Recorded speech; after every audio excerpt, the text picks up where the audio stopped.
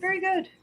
So if we get an echo again, we know at least where that's coming from. One mystery solved. There's always something. Learning as we go along. Everybody on TikTok, welcome. Hope you're having a lovely Sunday evening. If you could give us a thumbs up, let us know that you can hear us and see us all right. That would be helpful. I don't really want to go ahead and get started until I know my technology is functioning. And we are just giving this a second for a few people to tune in here through YouTube as well. For those of you on TikTok, should you have any problems with the technology, it's been a little funky lately on TikTok, feel free to switch over here. Thumbs up from Jan. Okay, wonderful. Feel free to switch over to YouTube at Ask Ivy. Okay, for a better connection. Welcome everyone on YouTube. So we have Vanessa, Jan, Shauna, Candy. Good to see everybody. I do have a bug in here that's attacking me. You could get prepared to deal with him. So that doesn't hopefully go on the entire time. All right, and we got a thumbs up from a couple people. Wonderful. So we have audio and visual here on YouTube. All right, so I want to welcome everyone. I'm Ivy Rivera. I'm a psychic medium, Taino Arawak. I am the pastor of Roots Revival Interfaith. We focus here on a connection between our intuitive intelligence, which is psychic, mediumistic, empathic ability, and astrology, as well as numerology, as the three key pieces of wisdom in the universe that help us to heal, help us to stay on path with our lives, and ultimately help us to go out and give healing and direction to other people. So I have with me today Reverend Danny Johnson, our numerologist, and Reverend Christina Del Rey, our astrologer. We have Reverend Paul Casey, Healing Arts, here helping us with the technology tonight. I do also want to explain that we are an interactive church. So I encourage you guys to post your questions and comments in the feed. We'll be gathering those up for us as we go along on the topic today, and also post your prayer and healing requests a little bit later in the service. We'll be getting to those. Everyone here on YouTube, please give this video a thumbs up. Subscribe. If you on TikTok or YouTube want to see old services that we've done, you can click in the playlist Roots Revival Interfaith to see all of them here, as well as anywhere that you receive a podcast, and donations are appreciated. All right, so today we are talking about bitter or better. How have your struggles strengthened you? I thought it would be nice to have a candid, unscripted dialogue on some of the struggles that Reverend Danny, Reverend Christina, and I have gone through in time, and how we apply the lessons that we've learned about choosing better over bitter. And to take the time today, I think it's important for all of us to reflect on how we are deliberately using our attention to convert through alchemy negative experiences in our lives into positive experiences. Okay, strength, wisdom, encouragement. And I think that if we don't regularly stop and do this, we could very easily overlook how strong we've become, or we do run the risk of having sort of this underlying chip on the shoulder, bitter attitude, and we don't even realize that it's there. Okay, so it can really take over without even realizing it, because it can be really ugly to look at. So I want to talk just openly about the three key areas in my life where I've had some of the most struggle, and how I have decided to continuously every day go better instead of bitter. Okay, so the first category for me that's been there since birth is dealing with racism. I grew up mixed, so I'm white and I'm Puerto Rican, Taino, right, which is native, unrecognized, but There is a lot of genocide history and extinction going on with the Taino people. I talk about that openly on my accounts here. So it wasn't only that, it was also being mixed, Puerto Rican and white, and having to grow up in the 80s and some through the 90s with that split dynamic in an atmosphere where it was not embraced. And so that was really difficult for me. I remember one summer, I was probably maybe 7 or 8 years old. I remember the kids in my neighborhood calling me the N-word and not fully understanding what that meant, or that that was supposed to be a criticism. I knew that they were picking on me, but I didn't understand how ugly a word that was. And I remember that same summer having my aunt, who was Caucasian, take me and my white cousins to the park, and we had a black child there call us crackers. And so I was being called the N-word in one spot, a cracker in another spot, and then I got attacked by a full-grown adult, a white neighbor of mine, when I was out playing kickball with the kids in the neighborhood. And he came out and every racial slur you can think of, Puerto Rican punk this and, the S word and this and that. My mother ended up going to court because I was so attacked by this grown man, in my home, in my neighborhood. And that was just one summer. Things like this influence the way you think. And for everyone out there, tuning into this or hearing this later, when you carry that type of energy in the back of your head all the time, waiting for a fight, never being able to relax, never fitting in, you start to just have a permanent chip on your shoulder if you let it be that way. And so I think that was one of the first battles that I recognized. I can feel normal. I can feel happy. I can be enjoying my life, and I will go out into the world and I'll be taking some kind of a beating or putting up with someone else's ignorant nonsense every day of my life. It's gotten harder into adulthood, trying to get housing, trying to get loans, trying to get into normal things, that someone who's white won't have to deal with. And it's a constant struggle to not allow that anger to take over, because I have to work 10 times as hard to get less than half as much, is how it feels a lot of the time. And I know a lot of people have it worse than I do. So, what have I done? What have I done with that? Well, because of some of the attacks that I've had to deal with, especially once I got older, girls, attacking me at school. I went to a predominantly white school. And so if they bumped into me in public, they would throw glass bottles at my feet. Every day when I got to school, I had racial slurs on my locker, gum on the back of my lock. It was just a hassle everywhere I went. So what you learn, and what I have really been able to appreciate and even make a career out of and spread to the world around me, is that my intuition is on point. Okay, so when you deal with stuff like this, you have radar when it comes to people. You have radar when it comes to atmospheres. You have radar when it comes to events and gatherings.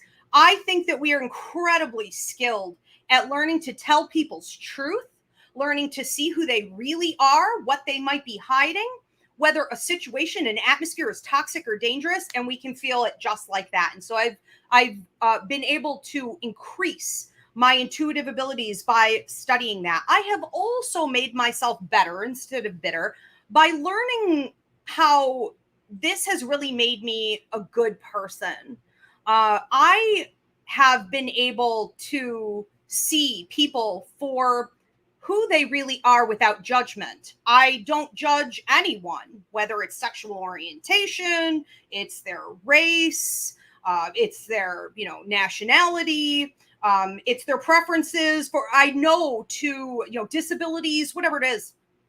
I know to listen to the real person, not be caught up with labels and images and societal, standards and things like this. I know how to work with all different kinds of people. So that has been an amazing journey.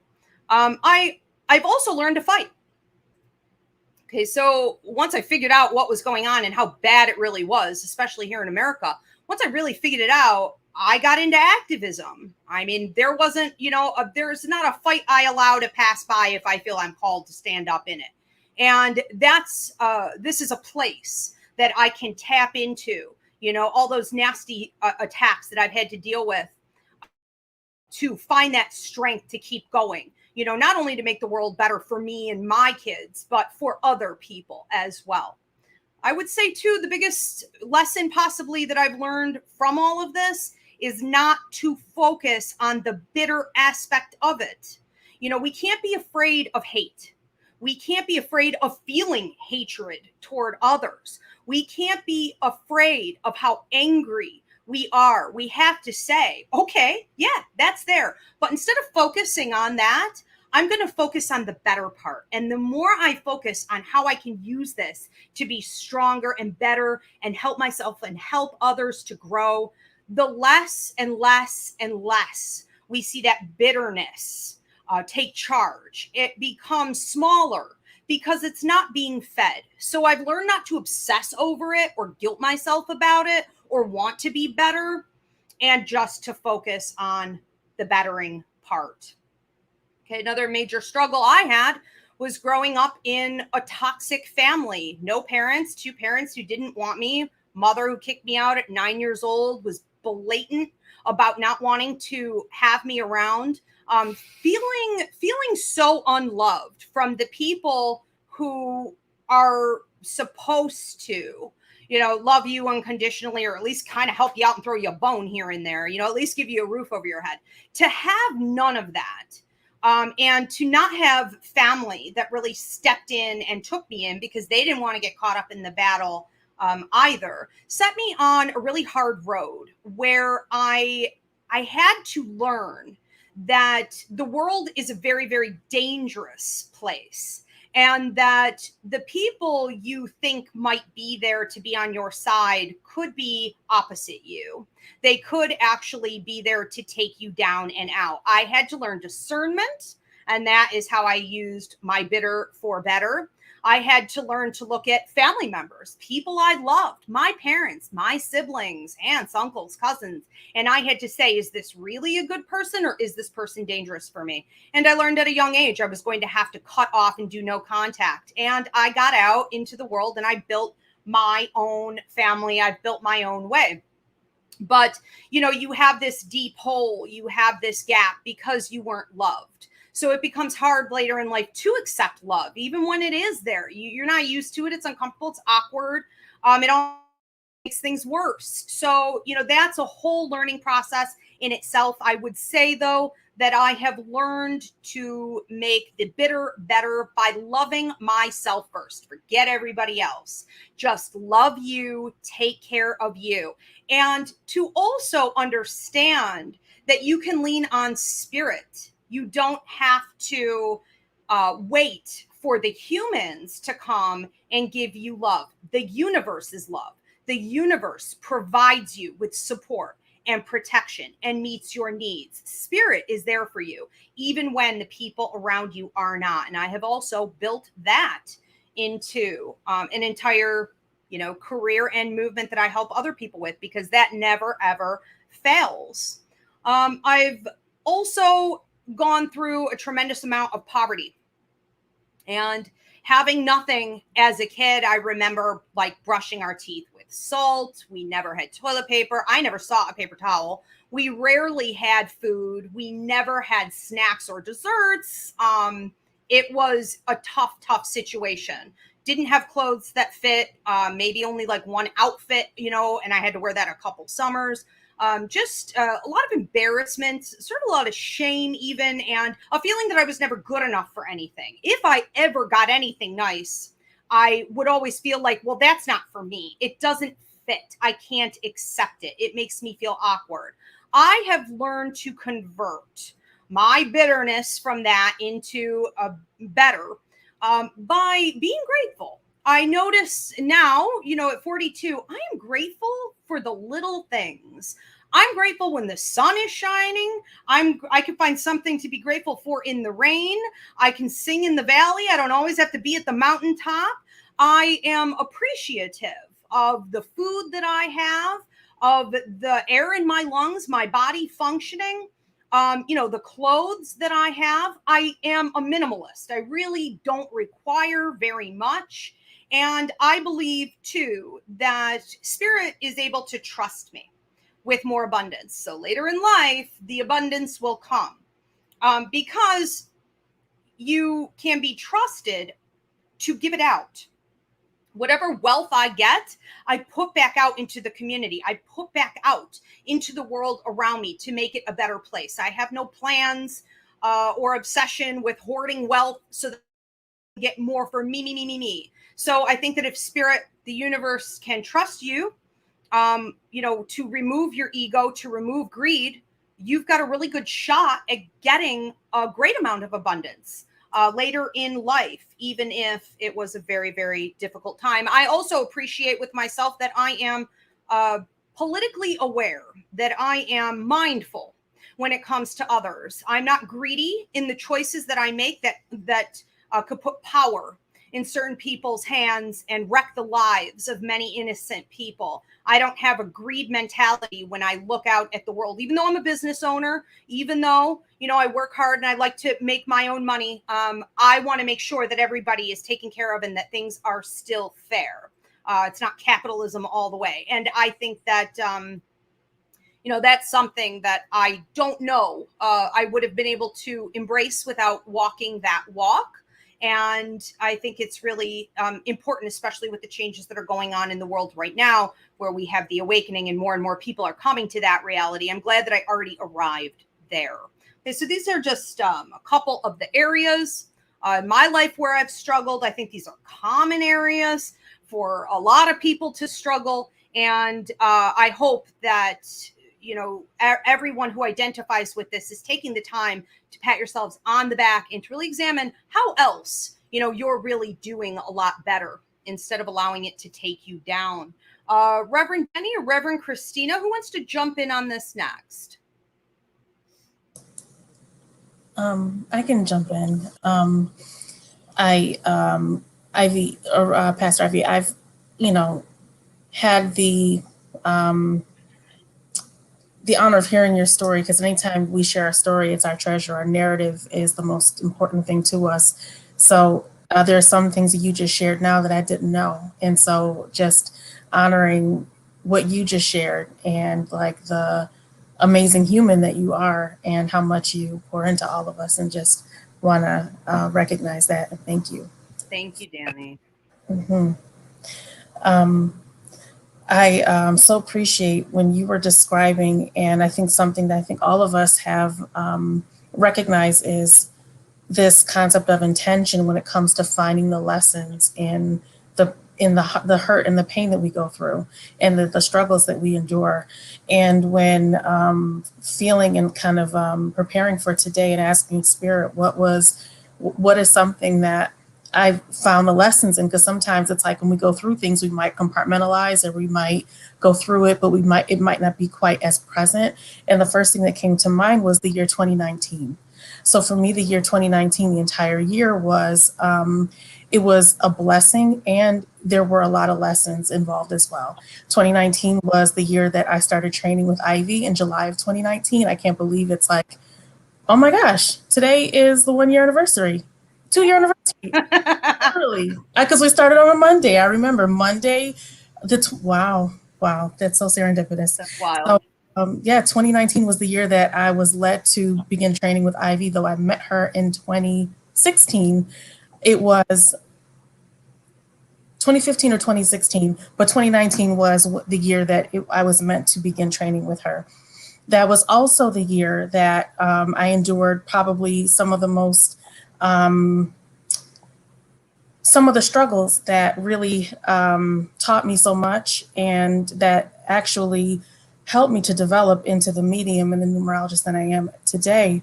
So literally on January 1st, 2019, my grandfather passed away. He died. He had COPD and some other health issues.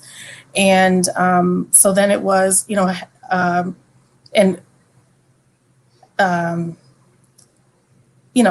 losing him, that was one thing. And then very often because my grandparents were married for, oh my gosh, 60 some years, I want to say. The number is escaping me at the moment, but they were together for a very, very long time. And soon after he crossed, my grandmother's Alzheimer's really developed, and it just exacerbated. And so I found myself helping my mom, who was, dealing with this, and then also helping my grandmother. And for the first time, like changing my grandmother's diapers and helping her to understand that granddad was no longer here. And because she had Alzheimer's, she didn't quite understand that he was no longer here. And so really being able to, one of my lessons in that was to lean on my friends and lean on the people who had gone through this, because God and the angels sent people to me who had loved ones who had dealt with Alzheimer's, and they would tell me, you have shorter conversations with your grandmother. Having longer conversations might frustrate her because she might not remember, something from an hour ago. So the advice that I was given from friends and loved ones was really, really powerful.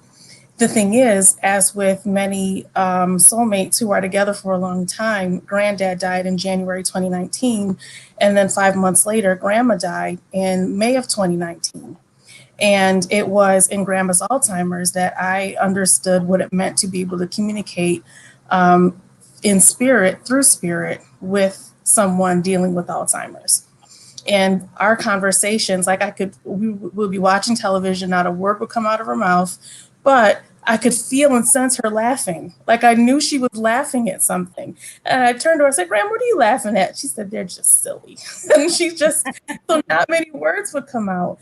But she was just, and it also taught me the power of joy, because when I would go and see my grandmother, she couldn't remember what she ate for breakfast or what she ate for lunch. I would go to the hospital and then to the nursing home to feed her.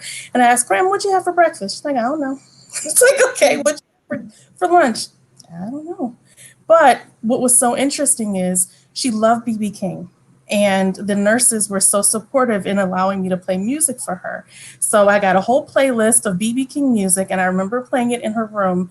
And literally, like maybe a couple of minutes before I started playing the music, Grandma could not remember what she ate for breakfast or lunch. I started playing the music, and she said, Caledonia. And I said, Grandma, what? And she said, Caledonia, that's the song. So grandma couldn't remember what she ate for lunch because she could remember the name of a song from like 1978, just like that. The important stuff. Right. Yep. So that was just really powerful lessons for me as well. And then, so grandma died in May of 2019. Then 6 months later, my mom died. So it was a matter of helping granddad passing, helping mom and grandma helping grandma and mom through that grieving process, then helping mom through the grieving process of her mother. And then 6 months later, sitting in that space of, mommy not being here. And so I became really, really prayerful. And I am so grateful and thankful to Ivy and to the Academy. I had a lot of folks who were so loving and understood. There were moments when I needed a lot of alone time and a lot of solitude, but then also love community as well. And there is just absolutely no doubt in my mind that I was sent to Ivy to learn about the art of mediumship when mom passed. And I remember at the time, Ivy's mediumship course was split into two. So part 1, part 2. And I remember we finished part 1 on November 4th. Mommy died November 9th. And then we started level 2 on 11/11 that following Monday. And I didn't skip a beat. Something said, just keep going. And mom ended up being almost my teacher in spirit showing me how to become a medium in her passing. So in being very, very prayerful and asking for the lessons in all of this, one of the things that really came through is the fact that in terms of my gratitude, mom, grandma, or granddad, they didn't have to deal with COVID. Like they didn't have to deal with the health issues that they were dealing with. Grandma with Alzheimer's, granddad with COPD and some of his other health issues, mommy with an autoimmune disease. None of them had to worry about COVID, and they never didn't have to worry about what it meant to have to go to mandatory doctor's appointments and have to wear masks and have to worry about catching a disease that could take them out. Something else in terms of my gratitude is the fact that I had the chance to be next to mom when she crossed. I hear so many stories, and my heart breaks for people during the course of this pandemic whose loved ones have passed away, and all they might get is a FaceTime call with their loved one before they cross because they weren't allowed in the hospital. I myself, my dad and I were next to my mom, and I was able to, literally be like a foot and a half away from her, giving her Reiki before she crossed, and being able to hold her and hug her after she passed away. So that is something that I will never take for granted, and finding the gratitude and being grateful for having had the opportunity to have been able to hold her after she crossed. And right now, the thing that I am so tickled by how much mommy loves Ivy. Mom can't get enough of Ivy, and she now is one of Ivy's assistants in the academy. She pops her little self in. When I went to to Ivy's open house up in Dunkirk, I felt her there. Like, she just made herself at home. So she wasn't done with her healing work, and her life contract work is still going on. And she has found a place in this work that we're doing. And with everything that happened in 2019, it taught me about what it means to be a medium. It taught me about numerology. My mom passed on 11/19. 11 is a master number, one of the most spiritually charged numbers in numerology. And then the number 9 represents the completion of a cycle. So mom literally crossed on 11/9. And I know that mom, largely, my mediumship comes from her and her lineage. So everything is connected. Nothing is coincidence. And that is how I've been able to find the gratitude and just have such appreciation for the experience that I've had. And, nothing will ever replace her being here earthside. But feeling her every day, knowing that she is present, her developing her own communication in ways of like leaving feathers different places, and the way that she communicates with my dad and with family is just very grateful. So that's kind of how I've been able to feel gratitude and still feel gratitude, and know how I can continue to do so, if other things were to happen in life. And I just want to say before we get on to Reverend Christina here, Danny, how amazing that is, because so many people lose multiple people all at once. We tend to travel in groups. It's not unheard of to lose. They always say sets of 3. It can be like 3 to 5. And it's incredibly difficult. But the way that you have used each opportunity to come to terms with some of those realities, including one of the most important ones, which is that we choose our time to go. And often the alternative could have been far, far worse. Could have been dragged out. It could have been more miserable. We know this. We don't remember that we know this, but that's the time that we chose before we came to Earth. There is divine timing in passing. And I think it is so amazing, too, when we see groups pass away around the same time, that they're there to help the other ones to cross. And I think it brings in a lot of strength and support to know that eventually when it's your turn, they will be there to help you. And in between, you'll be working from the other side. Your mom being an assistant here, one of the 3 assistants we have on the other side. That's absolutely amazing how you've used it to strengthen yourself and to help others, how it's made you this incredible medium. so that you can channel for other people immediately. Wow. Thank you so much, Ivy. Wow. Reverend Christina, what did you want to say on this? Also, just before we get to Reverend Christina here, if you guys want to post your questions or comments, we're an interactive church. We'll be taking those here in a minute. Also, post your prayer and healing requests. We'll be getting to those in a bit, and donations are appreciated. Christina. Okay, so I think that I was a bitter person because I did suffer from various things as a child, physical, verbal, and mental abuse, bullying, poverty, basically mostly abuse from men. And, you know, I was always like, oh, that's always happening to me. You know, I became like the victim. And I think I just got tired of it one day. And I was like, this is how I'm going to live the rest of my life. And I think people think it's normal to be bitter because you see so many bitter people. You see people who have the chip on their shoulder, and it's very rare not to. Like if somebody doesn't, they sort of stand out. And, you know, now what I know, and I wish I would have known it earlier, but, you know, divine timing, you know, the planets will come around and make hard aspects to your planets, and that will teach you lessons. It will put you through hardship for a reason. And maybe you don't know the reason right away, but there is a reason. And one of the things that, you know, we need to work on as a society is acceptance that bad things happen and that much of it is out of our control. You know, we have some control, but much of it is out of our control. What we do have control over is gaining control of the mind. And that is where, you know, we have the mental health problems and all these things coming in. So people think that it's kind of normal to be bitter, and very few make it out better. And it's sad, but because, you know, when bad things are happening to you, it's so easy to slip down the rabbit hole of, why me? You know, these bad things only happen to me. I need to escape.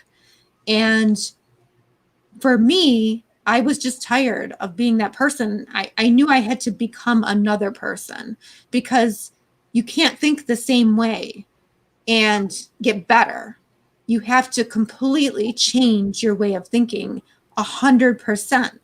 So it's like you have to retrain your mind 100%. And, you know, because the more you do the negative self-talk, and we've talked about this, there's addiction, you know, the chemical addiction of negativity. So it is up to you, and it's a choice. And you don't think it's a choice because people don't present it like that.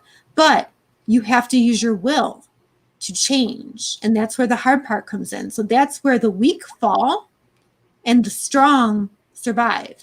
And the strong become better, and the weak fall and become bitter. So you have to ask yourself, am I strong or am I weak? And I knew I'm not a strong physically person, but I'm a very strong mentally person. So I knew I could overcome.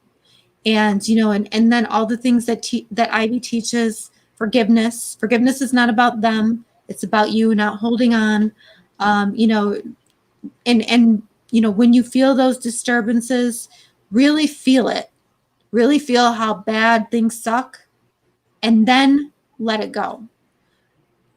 Get the energy flowing again, live from your heart chakra. And the best thing that I have found is to sit in gratitude or to sit in love, that vibration.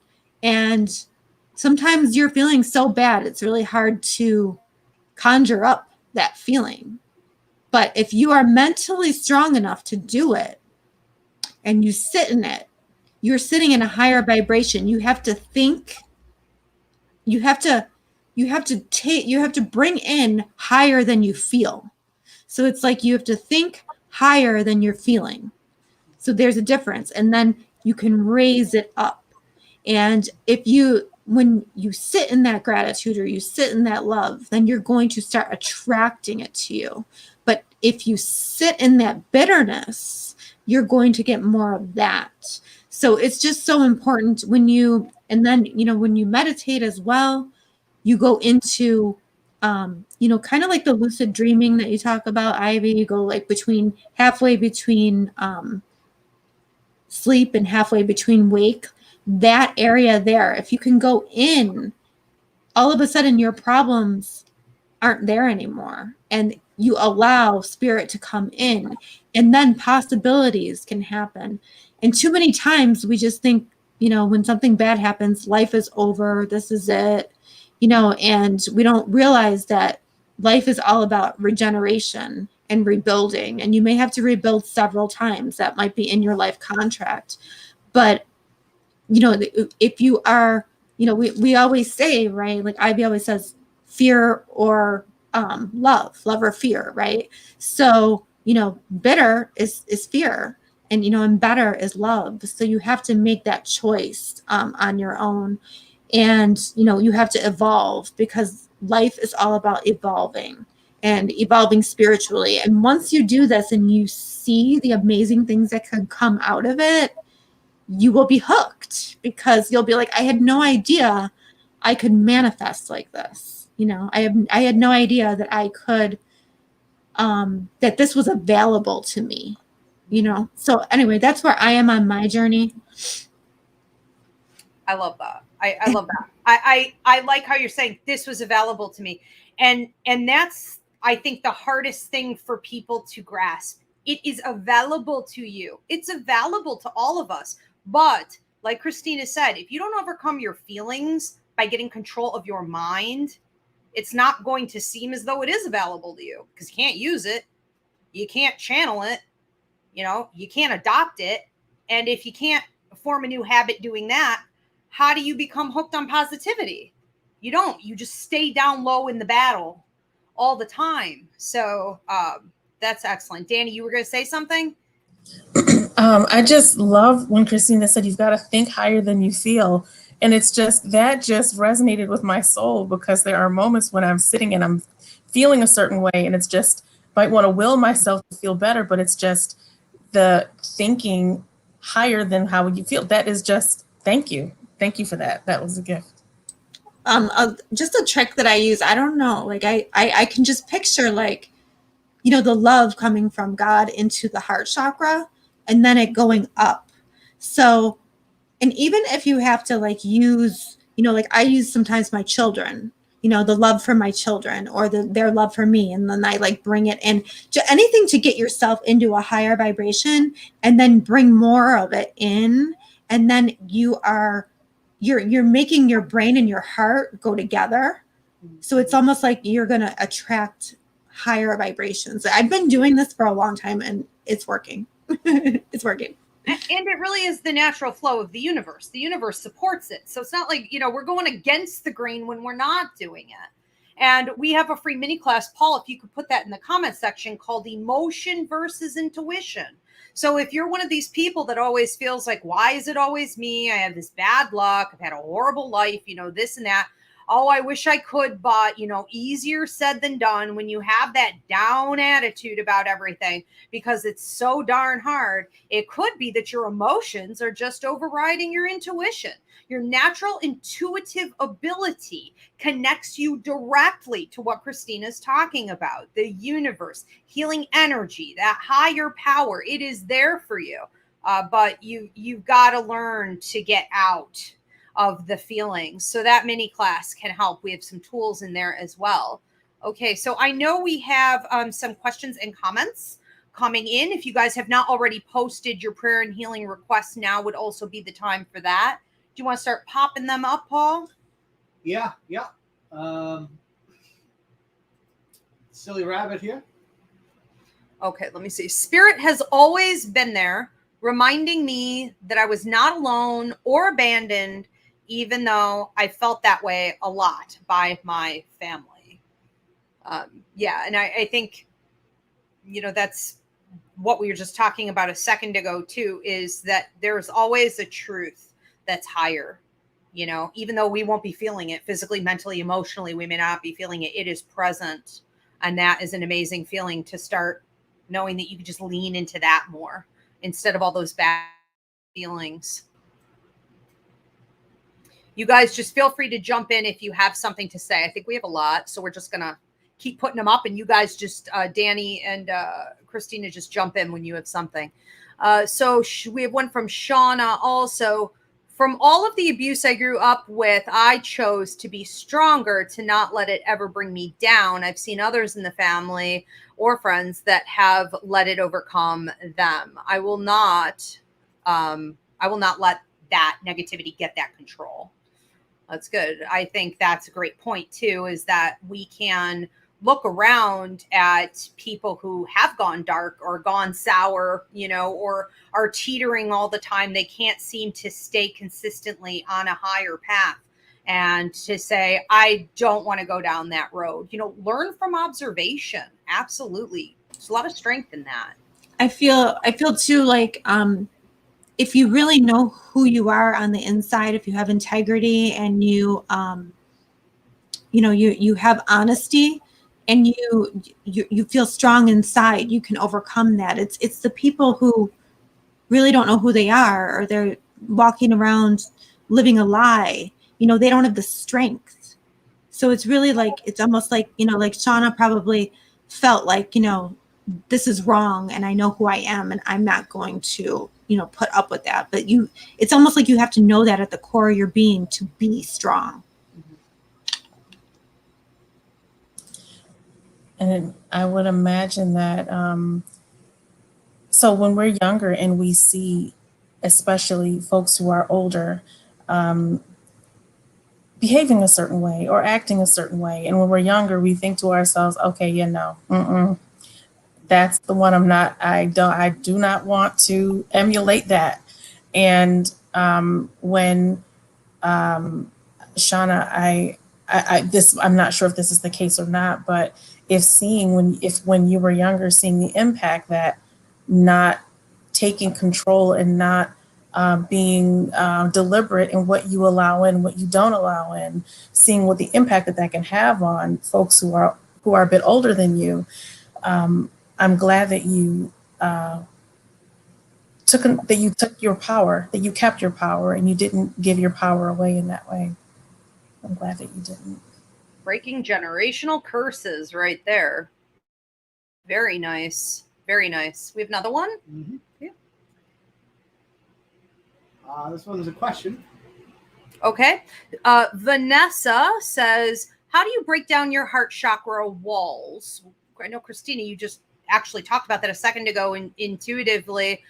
From my own experience, I am finding that may be the most difficult part of the journey. I find that I can't really accept very comfortably compliments, love from someone else, loyalty. When someone genuine is around me, I can't. It's like it's not in my nature to understand how to work with that. So one of the things that I do is to be more mindful. I will periodically force myself to sit down and think, who do I have around me that I really appreciate? I appreciate Reverend Danny. I appreciate Reverend Christina. I appreciate Reverend Paul. You know, who are the people that I can trust? Who are the people that are giving me love and support and that I work with all the time to build important things? And I think about it, I meditate on it, and I make sure that I try to act normal. Like try to act like it's almost like behavioral modification, right? In therapy. Okay, well, how can you foster those healthy relationships and a healthier heart for yourself? You know, I think recognition is really key. And then allowing for that relationship to grow through gratitude. I think that works for me, but it's a long journey. I think as Leos, Danny and I already are very familiar with the heart, you know, because Leo rules the heart. But often, like, what you can do is, like, you know, there are ways that you can meditate where you can bring the energy up from the, from the base chakra and bring it up, like, consciously through, like, breath work. And you should be opening your heart chakra, and letting yourself hurt, and then trying to release it through the top of the head. So there are some ways to do that, like in meditation. My suggestion with that is meditation, and like Ivy said, gratitude too, because you want to be able to feel good through the heart too. So if you're in gratitude, you can feel that way. But bringing up stuff from the survival chakra and living more from the heart chakra, really makes life so much better. I wholeheartedly connect with Christina with regard to the connection to the heart. It just so is the center of who we are as Leo women.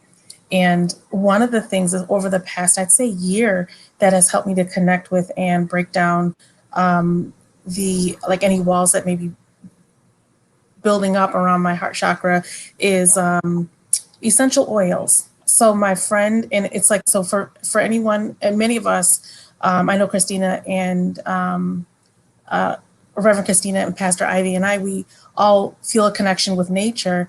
And the thing is I have a friend who's an herbalist, and she's studied in the Celtic herbalist tradition. And she described how roses are warrior herbs. So in times of war, warriors would keep roses on them, on their person, because the oil from the rose petals both softened the heart and strengthened the heart at the same time.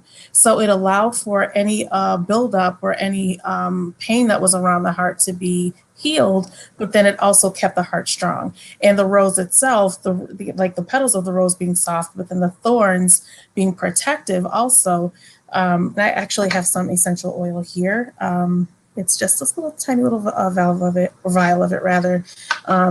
I think I got it from Ulta, if I'm not mistaken. But sometimes what I'll do is in a moment when I am just really, like, sometimes our heart chakra says, okay, we're going to deal with this right now, and good luck if you don't. So I will put a little bit of rose oil on my hands. I'll rub it together. I will smell the oil. I'll do some breathing exercises. And then, as Christina suggested, I meditate and I allow for the oil to go where it needs to.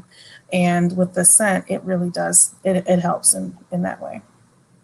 I love that. When it's time to release. Yeah. Right? Yeah. Like, don't keep later. No. Now.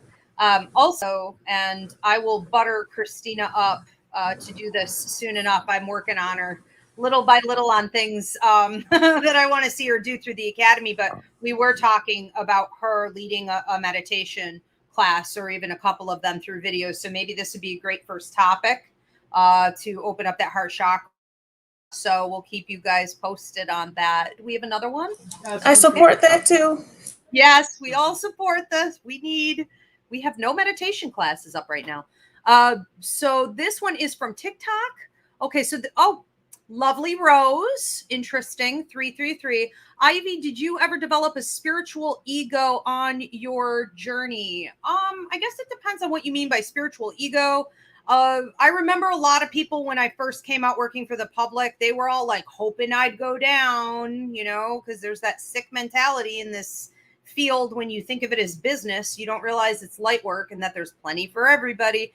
So I remember everyone saying that about me. One day her ego is going to take over and she's going to implode. And that was repeatedly said among people who would try to throw negativity at me and attack me. And that never happened. But I think that, one of the things with ego in that way is that I had to deal with that all before I really started doing this work. Because coming into this type of work, I had to be willing to abandon my degree, abandon my plans, abandon things I had worked really, really hard for in order to be of service and follow spirit. There's really not a lot of ego in that. So I don't know what they were seeing and hoping. I think they were coming from a very different place. Ego in regards to fear or control, that one I struggle with all the time. And I think it's just because of the way I wasn't raised. I didn't have a family to count on. Every time I went outside, there was a hassle and a battle. You know, the world's a dangerous place. And when you do this work, you get under attack more. And so it has been a hard journey. I think it will always be tough to let go of my ego, which is fear and control, and just abandon everything to just trust spirit. But I have learned that the faster I do that, the better off I am. So the minute I know spirit told me to do something, the minute I know it's coming from my gut intuition, I don't care what I'm feeling emotionally. I don't care what logically I had as plans. I will abandon that without thinking and move towards spirit. And then I can establish these habits of being more faithful, but that one's tough. What about you? Did you have anything to add to this one? Yeah, I think I had a spiritual ego for sure. In the beginning, I think you do, and then you realize that there's no room for that. Just constantly working on yourself to not have it. You're always going to have an ego, like, you know, you can't get rid of it. But I think like just constantly working on yourself to keep it in check is the most important thing. I don't know. What do you think, Danny? I think the biggest part of my ego definitely was, I remember being, and I think this may have come up in your astrology course and definitely in Ivy's mediumship course. I remember sitting in Jan's house, and I remember we were talking about giving reading, like mediumship readings. And I remember saying, oh, I'm just so afraid of, I'm not going to get it right. I'm afraid of saying the wrong thing. And Ivy said, that is ego. Like, hold on. Like, no. And it's just, it's when messages are coming through from spirit, it's just, we don't have any room for, well, what if I, and it's like, you're not even, and I so greatly appreciate her for saying, it's like, you're not even important. You know, you don't matter. Like, you're just the vessel. You are the mess, you know, you're just the vessel through which it comes. And I remember this, I feel like I remember it coming up in multiple spaces, but that is where the spiritual ego, I had to really fight that. And well, not fight, but just work through it rather. And not allow for, well, what if I say something wrong? And what if I interpret something wrong? And it's just, Ivy just said, that is ego. Like, no, there's no room for it. That's so true, I think, because whenever somebody starts to give me credit, I do go back and say, it's, you know, I do remind myself, it's not me. It's spirit working through me, you know, and even as a teacher, you know, I mean, I have plenty of those moments, you know what I mean? But I always have to remember, it's not you. And we're Leos, so we tend toward ego. Yeah, we do. So, you know, we do have to keep it in check quite a bit. Keeps you humble. It really does. Keeps you humble to remember you wouldn't have any of this. You wouldn't be capable of any of this if they weren't working through you all the time. You know, it keeps it in perspective. We have another one. Okay. Do we have any requests here? Yeah. Okay. So I don't know if you guys have any closing statements before we get into prayer and healing requests. I guess if I were to say one thing about choosing, you know, being better over bitter, it is that the payoff is definitely there. It is a lot of work to take that route. But when we look around and we see so many people taking the lazy route, living in their pain, making their pain their identity, not having anything bigger to offer the world around them, you know, make the choice that you don't want to feed that darkness, that you want to do better than that and be better than that, and that the universe supports better than that, and that the world greatly needs better than that. And take that, you know, first step out in blind faith every time you go through a struggle, and know that the universe will build you up and support you, give you the strength, and show you what the next step will be. And you're going to have to fight against your emotions, fight against sometimes even, your physical body, your mental state in order to do that. But it is so worth it, because once you are tapped into source and you are able to feed from that positivity, it's going to be a whole new world. It's like waking up. Absolutely. In addition, I would just add that if for anyone who might be in a place where sometimes commiserating on something, especially among people with a group of people, can sometimes, and understandably so, if you've been through something or something has caused you harm and you want to process and talk about it, the second you decide that you're done and you are ready to then find the lesson, find the gratitude, you don't need permission from anyone to change your mindset. You don't have to ask, is it okay for me to do this? And unfortunately, and I so appreciate Reverend Christina bringing up the Fighting the Dark class a little bit earlier, because in those moments when you are ready to elevate and to operate at a higher frequency, folks who may have felt a sense of connection to that sense of bitterness might be resentful to you, toward you, for wanting to think differently. But you don't have to ask permission ever to change your mindset. It's between you, God, and your ancestors and spirit. And that's your prerogative, and it's your right, your God-given right. And you have so much to do, so much that's waiting for you. And you don't deserve to have to miss out on it because you're not focusing on the lessons and the gratitude. I think we should say too, just piggybacking off of what Danny's saying, the fight the dark. When you decide to become another person, when you decide that you are going to think differently, you're not going to be bitter, you're going to be better.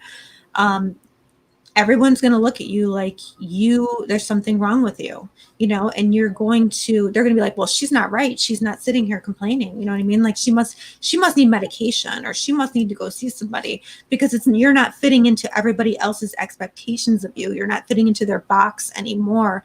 You're not fitting in.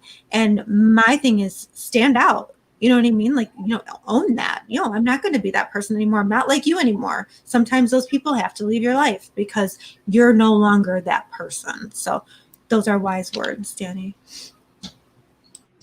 Thank you. So are yours. Yes, absolutely. Our healing journey is our own. That is for sure. It's a journey. It really is a journey you take alone. I don't think we ever really realize that, somebody can't come in and rescue you. This is it.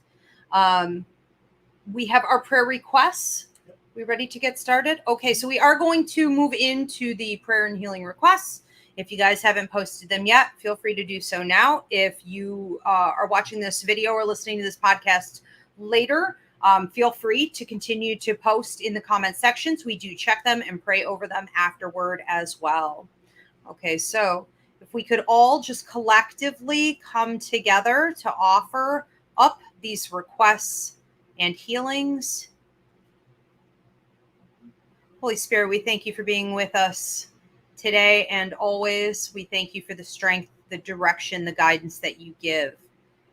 We ask that you hear our prayer and healing requests today and offer support in these areas. And for those who tune in later. And who do we want to start with? Okay, our first one from Lovely Rose. Please get a prayer for my mother who's struggling with addiction and homelessness.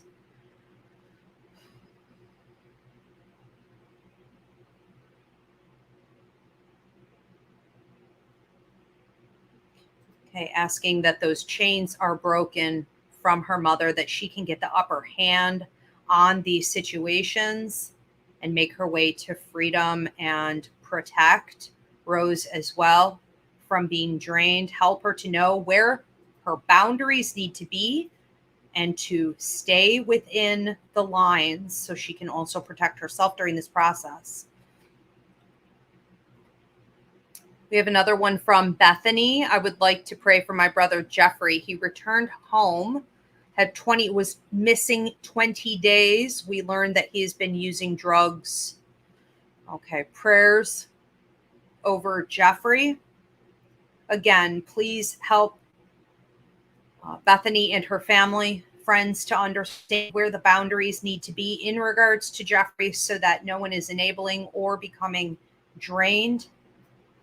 Please help Jeffrey to be able to break those chains, get access to the resources that he needs, and to believe in a better life for himself, because the universe helps him to create that.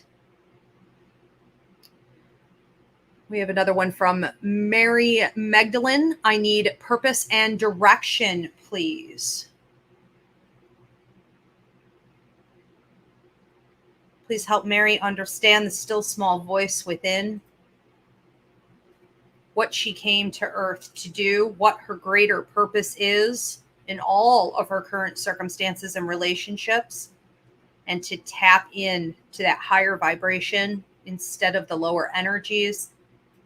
Help it become more obvious to her and help her to have the strength to embrace that truth as she goes forward. And do you guys have any additional prayers that you wanted to add to this? One prayer I'd like to ask or add rather is for anyone who might be working toward creating change and breaking cycles and systems of oppression when it comes to healing and activism and creating a more equitable world. For anyone who might be feeling weary and tired and who might feel as though they've been working at it for a long time, and whether that be a series of weeks, months, days, years, whatever that might feel like, and you just feel weary and tired, pray that they be uplifted and poured into by spirit and the ancestors, and that they not only take the time that they might need to recuperate their energy, but to remember the long-standing impact and the impact that they're having, and that they know how meaningful their work is, regardless of the changes that they might be seeing right now. Amen. Okay. Well, thank you so much, everyone, for being with us here for another Sunday service at Roots Revival Interfaith. Again, where our focus is on intuitive intelligence, that's psychic, mediumistic, and empathic, as well as astrology and numerology is the three sources of wisdom, strength, and guidance in the universe. So we hope to see you back here again next Sunday, 9 p.m. are our summer hours. And if you want to check out old services, you could do that here on YouTube at Ask Ivy in the playlist under Roots Revival or anywhere that you receive a podcast.